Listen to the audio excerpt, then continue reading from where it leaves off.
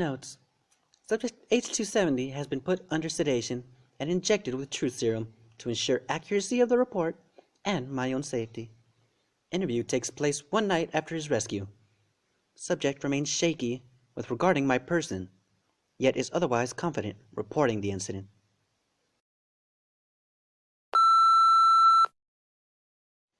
Recount for us the events that led up to your capture. Home. I want to go home. You will be returned to your residence after the investigation, provided you cooperate with us. No. Not my home. The home.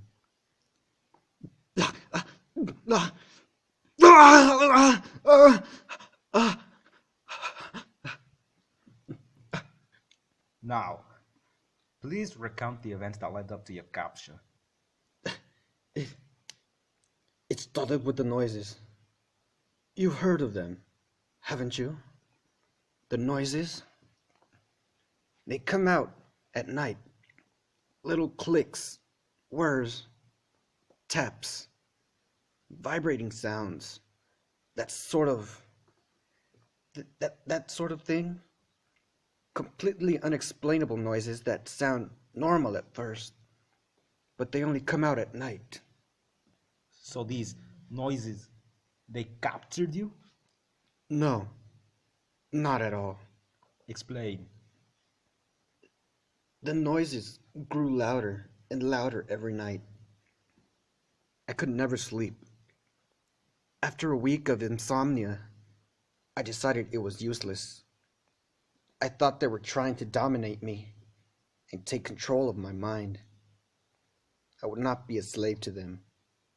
So I embraced insomnia, used the night to truly listen to them. That's when I realized their voices had a pattern, a language. Time kept passing by and I was determined to learn their language. And so I did. They kept saying the name, things over and over again to me. It is not too late. Come here. Come quickly. And then there are things that they said to each other. What is he doing? Is he asleep yet? It's okay. It's okay.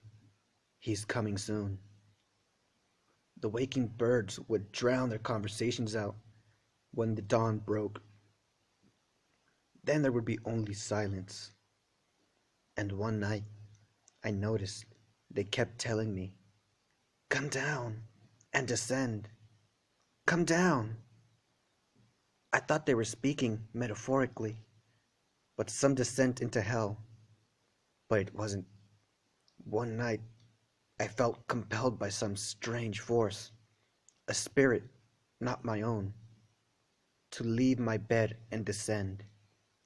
I resisted as much as I could. After all, if I were out of bed, it'd mean they'd stop speaking to me, but I left. And I went into the basement. And how did you find The mirror? I was just getting to that. There was this warm light, an amber glow, coming from nowhere in particular. The light was pointed at the mirror. In fact, the mirror was the only thing visible by this light. I approached the mirror. There, I saw what was one of the strangest sights I had ever seen in my life. The light was pointing directly at it, yet all the mirror showed was darkness, visible shadows dancing around. These were the voices, but they were speaking too much, talking over each other for me to understand them. So I concentrated. I selected a voice and concentrated on it. And then what happened? It all became clearer. The shadows took their true form. They were small, demented beings, tragic imitations of a human form, like deformed children. It almost hurt to look at them, with their crooked spines and contorted limbs flailing about in spasms. What little I could make out of their facial features, dear God, They were pressed and squeezed in ways you couldn't even imagine. Even with you as an agent, you couldn't imagine. It looked like their faces were made of melted candle wax. But what about the voice? Who was the voice? To this day, I still don't know.